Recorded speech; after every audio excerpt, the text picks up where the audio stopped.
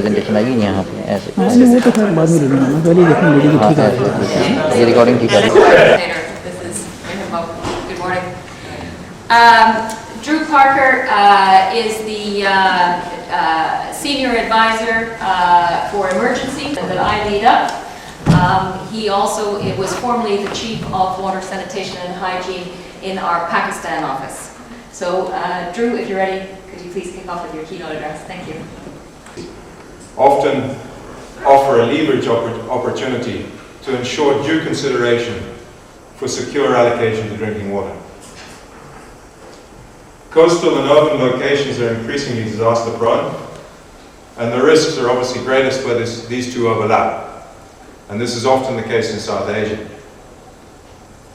But I'd like to focus attention on the area that I believe carries the greatest risk to us all. That's the urban setting, which by 2008 housed over half the global population. And in coming years, it's estimated that 90% of population growth in the developing world will be in the urban sector. Millions are projected to live in cities in the coming decades, and 4/5 of people in India's megacities are projected to live in substandard conditions.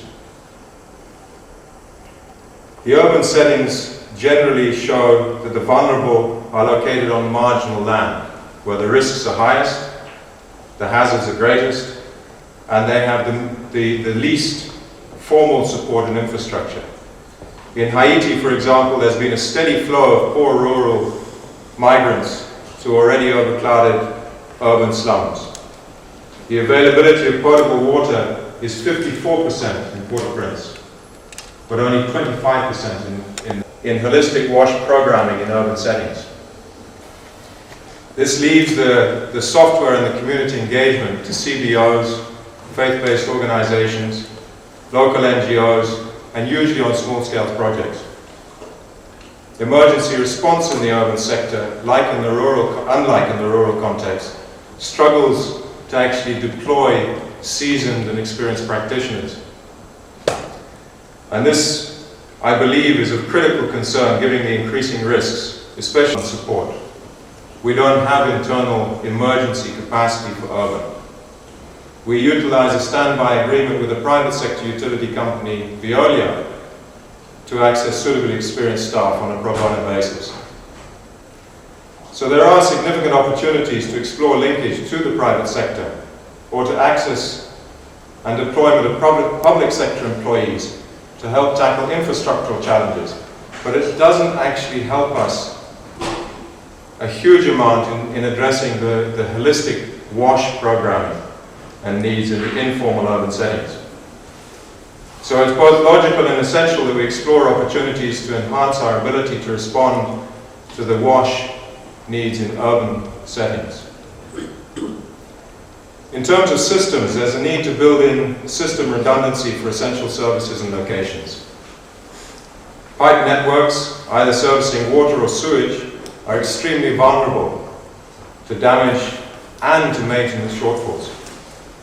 The centralized treatment of water carries with it the inherent risk of contamination, of increased contamination. The more you centralize, the more the risk is raised, and the dependency on maintenance. Especially as a lot of the water and sewage systems are subsurface and well past their design life. Rawalpindi in Pakistan has begun a replacement of overlapping water reticulation systems dating back, some of them, to the start of the last century. Many of these were laid alongside sewer pipes. Most of them, both the sewage and the water, have leaks. And any drop in the water main's pressure can result in suckback. Disaster and conflict invariably compromise the functionality of such systems and escalate risk accordingly. In population centers post-conflict and post-disaster, speedy restoration of essential services is critical. The importance of long-term planning can't be overemphasized. The Haiti floods in 2008 illustrated the folly of building municipal boreholes without due regard to potential flooding, both with casings and electrical switchgear placed in vulnerable locations. Development planning initiatives and timelines are all too often defined by political tenure. Yet risk to wash 70% of the pumping equipment in the Magri treatment plant, the main municipal treatment plant, and had to supply generators to keep the place operating. And for the next 8 months, we supported government in chasing and repairing leaks.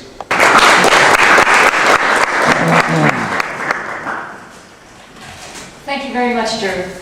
I think with our keynote speaker, we've set a context for looking at the three questions which you can see were posed to this session, which are, what have we learned from the past? What's the potential for the future? And what are the ways forward to read to us about their 30 years of field experience in post-conflict and post-disaster settings? On WEDEC's involvement with emergency post-conflict relief in the water sanitation sector, which goes back to the early 1970s. Some of you may even remember the Oxfam loop. To ask our third speaker to come up. This is the final oral presentation of the section. I'll point out to you, you are going to have a chance. If you're itching to ask the first two speakers questions, you will get a chance. But first we're going to ask Dr. Ritesh Arya from Arya Drillers in India to come up and speak about groundwater, glacier flooding and global warming in the Himalayas. Thanks very much. Good morning, everybody. Today I'll be presenting groundwater, glaciers, global warming and flooding in Himalayas. Now, groundwater in general is a very poorly understood subject in the mountain regions of Himalayas, and its relationship with glaciers, global warming and the impact it can create on flooding is yet to be understood. We are working on the high altitude cold mountain deserts, and we are presenting a case study based on the Lake Arpan. Now this relationship of groundwater, global warming, flooding holds the key to solve water problems in the Himalayan mountain regions and also build sustainable habitats in near future. The misconception in the past was that mountains, when we started this project about 17 years back, was mountains were devoid of groundwater, especially in the Himalayan mountain regions. But with the experiments carried out in different hydrostratigraphic zones, we have found that groundwater is available in plenty in the Himalayan mountain ranges. Why we say so? Because all springs which have been used traditionally over the ages are just nothing but manifestation of groundwater resources. Till date, 30,000 borewells have been drilled in the last 17 years in the different hydrostratigraphic zones in the northwestern Indian Himalayas, in 3 states which we have drilled with various different agencies, and we have found water at altitudes about 15,600 feet. We have encountered Arctic conditions at 14,260 feet. All these show that there is ample amount of groundwater, not only at intermountain valley regions or at shallow hills, but almost at the heights and the peaks which we have. We have models to show that every peak which is 8,848 meters below the above the mean sea level will have groundwater resources. Now, the fact is, glaciers are receding due to global warming. Some of the glaciers, as you are seeing here, have already become extinct. But this is another slide. This shows that this is the entire glacier which was existent here. This is in the dark region of the Himalayas, and it has already receded. And there was no man-made activities, no man-made interventions, and still this glacier receded. Now, the relationship between global warming, groundwater, glacial bed, and flooding. So, when the global warming due to climate changes is increasing, what is happening is everything is increasing. The temperature is increasing, leading to glacial belt. This slide basically summarizes the relationship between all the activities. The glacial melt is increasing, the water in the system increases, and the groundwater also increases in the mountain regions. Now, mountain regions leading to flooding activities. This will come. This is how the schematically are shown. The glacial melts increase due to global warming. The groundwater percolates into the mountain regions in the various hydrostratigraphic zones which are identified. Once this is good for the use for drinking and agricultural purpose, but once this groundwater increases the threshold, then these mountains burst, and this mountain bursting phenomena is yet to be understood. So we are just trying to show that mountain bursting in the Himalayan mountain regions is going to be the next event to be watched, and the mountain flash floods will lead to the ultimate destructions of the lowland valley regions downstream. Now, what does this study imply for the policy makers? This is important. So, if groundwater is increasing in the system, we emphasize that we should extract, explore and develop as much groundwater as possible to solve the water problem in the mountain regions. This is economical and sustainable solution, and for the last 17 years, not even a single well drilled, I'm telling you, drilled systematically, geologically, properly explored, has done dry or reported any decrease in the discharge compared to the views expressed of depleting water resources world over. Now, these are the happy moments. This is the village. This is a project. This was a project initially 1997 funded by WaterAid. So we drilled a well on the Indo-Tibetan border. This was for the Tibetans who migrated in 1959, and this is a village very near. They were facing a lot of problem in winters because of freezing of water resources and flooding of water resources.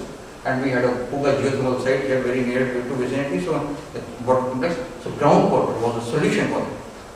Now for the last 11 years they are having absolutely no problem with the water, and they are drinking water in the school. This is a Tibetan SOS school. Now the second aspect is, this is the positive aspect of groundwater development, of solving the drinking water problems, industrial problems.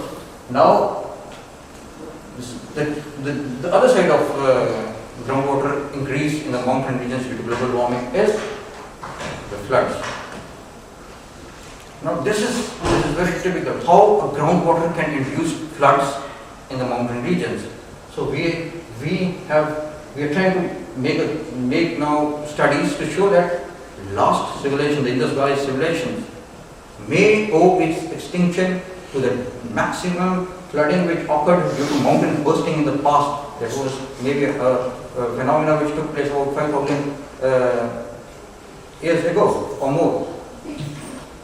So this is what is happening is now everyone is trying to concentrate on the valley regions. This is just a slide to show that we are concentrating our habitations in the valley regions. A small flood, you can see here that a small flood can cause the entire devastation and destroy the entire habitations, is what we are concentrating on. Now this is a case study which we have taken up in Khardungla catchment, which is Ladakh, at an altitude of about 3,000 meters above the mean sea level. The highest peak is at the Khardungla Glacier, which we have taken study, is about 18,600 feet. So why we have taken this is because it is easily accessible and the documentation is very easy. We have done about a number of borewells for the last 12 years in this, and we have got ample amount of record which is available, and the receding characteristics of the glaciers can be very easily documented here. Now you see, this is one of the sites where this is the Indus River here, and Khardungla Glacier is at the top at 18,600 feet. This is about 11,000 feet here. We have drilled borewells almost across this axis up to 15,600 feet. And here last year we drilled a borewell and we found the confluence of Indus Glacier. That is the first time we discovered the presence of Indus Glacier. We have heard about Indus River, but evidences of Indus Glacier. And also the Khardungla Glacier. We call this the Khardungla Glacier.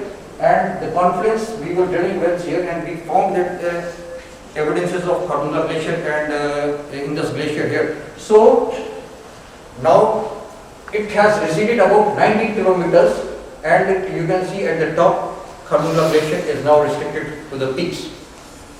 So a lot of no man-made activity, no industrialization, still the glacier had receded in the past. And important thing is they made the habitations pattern in the past was very well organized. They never concentrated on the flow of the glacier.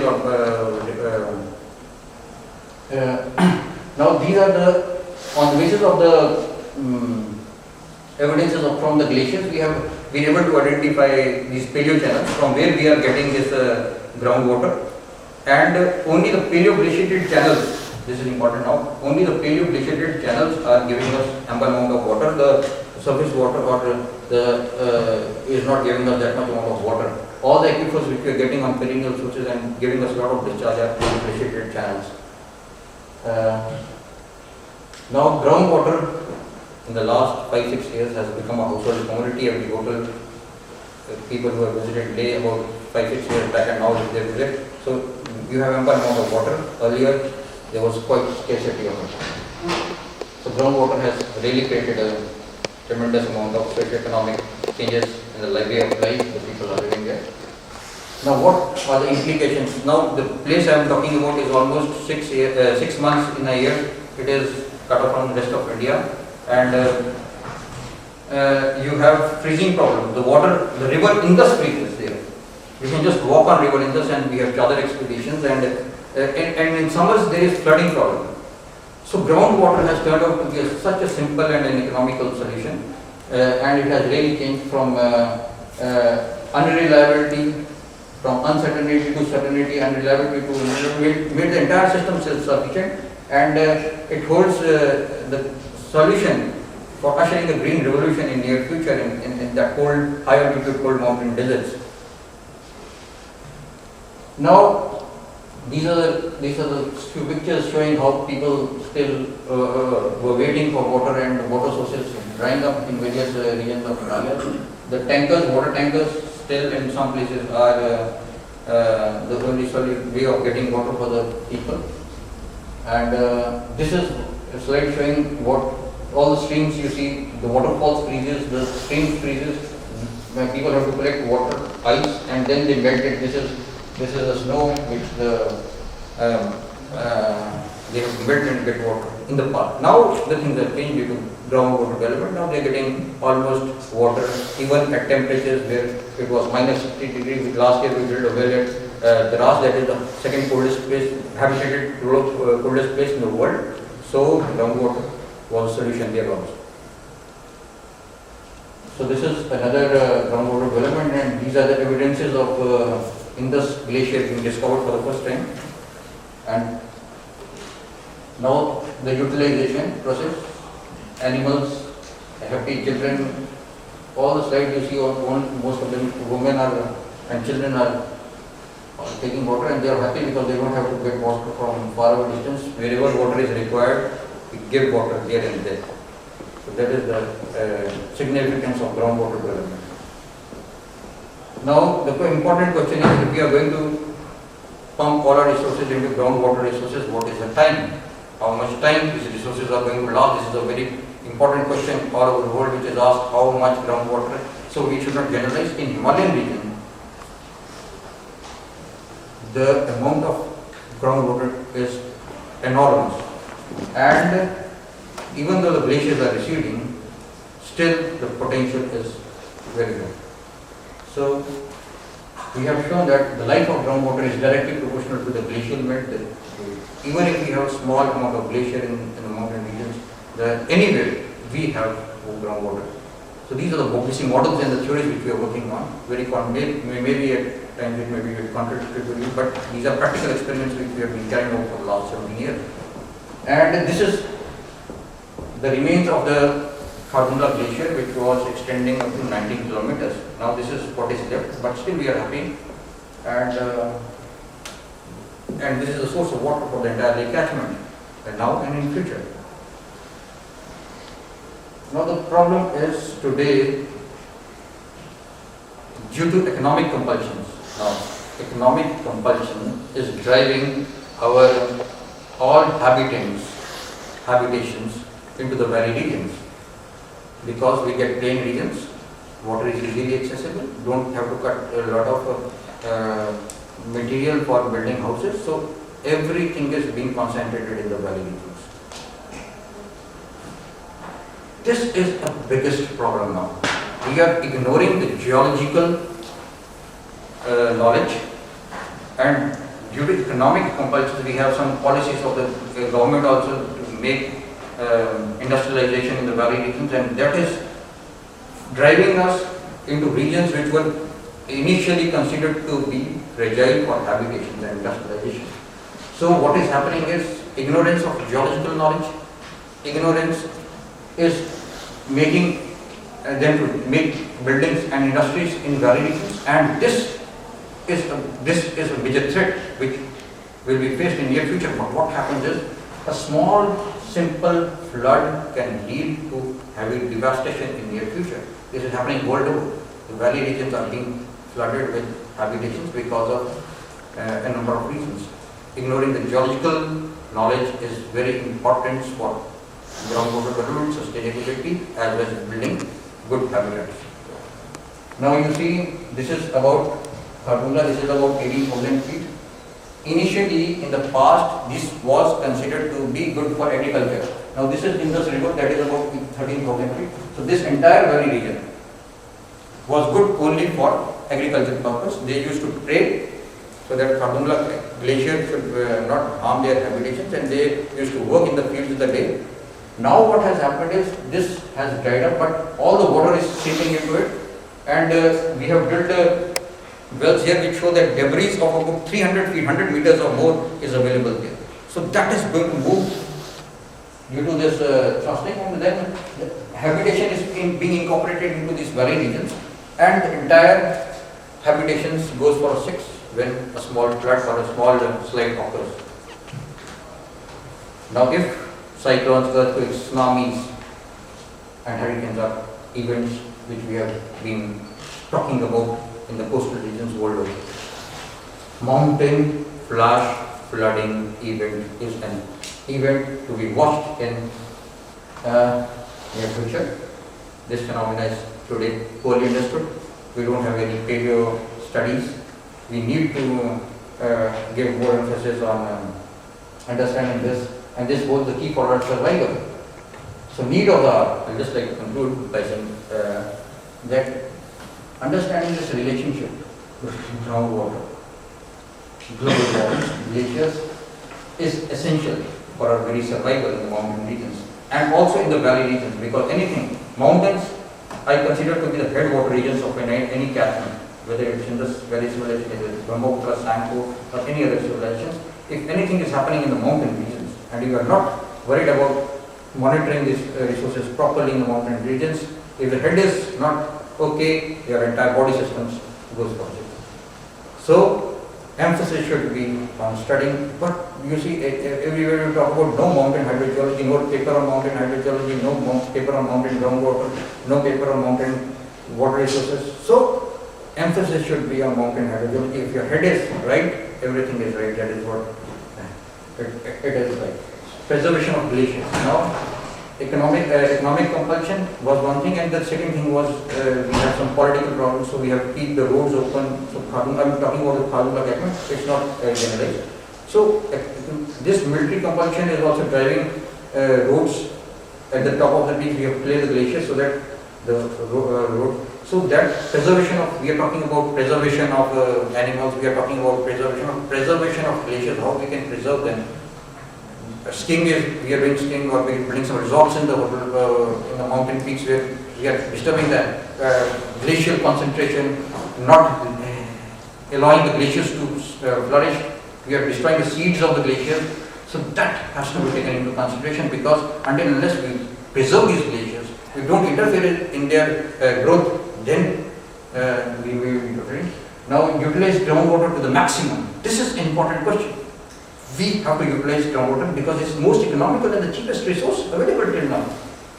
We have to use it judicially. It is not over-exploitation, but we have to use it judicially. We should develop groundwater to the maximum, but you should use it judicially. That is very important. If I have to draw blood from my body, it is from every 2 or 3 months I can draw about 100 or 200 ml, but then I can live also, and the glacier can also live, and everything works very well.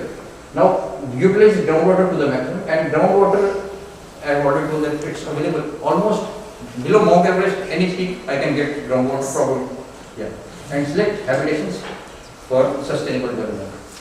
I think that is it, and I'm also with my last slide, making everybody happy. These are the Ladakh. We have a hackathon drill here, and they are so. Since you have the Baltic Sea.